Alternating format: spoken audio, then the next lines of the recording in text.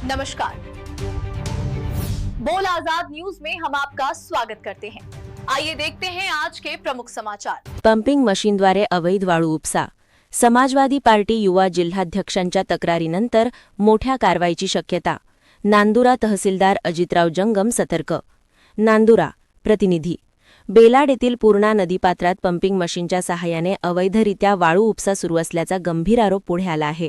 या संदर्भात समाजवादी पार्टीचे युवा जिल्हाध्यक्ष आझाद पठाण यांनी महसूल प्रशासनाकडे तक्रार दाखल केली असून प्रकरणाची दखल घेत नांदुरा तहसीलदार अजितराव जंगम यांनी चौकशीचे आदेश दिल्याची माहिती समोर आली आहे। मिळालेल्या माहितीनुसार काही व्यक्तींकडून नदीपात्रातून पंपिंग मशीनद्वारे मोठ्या प्रमाणात वाळू उपसा करण्यात येत असल्याची चर्चा आहे। अशा प्रकारच्या अवैध उत्खननामुळे नदीच्या प्रवाहावर परिणाम होऊन पर्यावरणाचं नुकसान होण्याची शक्यता व्यक्त केली जात आहे। स्थानिक नागरिकांमध्येही या प्रकाराबाबत नाराजीचे वातावरण असून तात्काळ कठोर कारवाईची मागणी होत आहे। युवा जिल्हाध्यक्ष आझाद पठाण यांनी प्रशासनाकडे लेखी तक्रार देऊन संबंधितांवर गुन्हे दाखल करून अवैध वाळू उपसा तातडीने थांबावा अशी मागणी केली आहे। तक्रारीची गंभीर दखल घेत महसूल विभागाकडून प्राथमिक चौकशी सुरू करण्यात आल्याचे सांगितले जात आहे। दोषी आढळल्यास कठोर कारवाई करण्यात येईल असा इशाराही प्रशासनाच्या वर्तुळातून दिला जात आहे।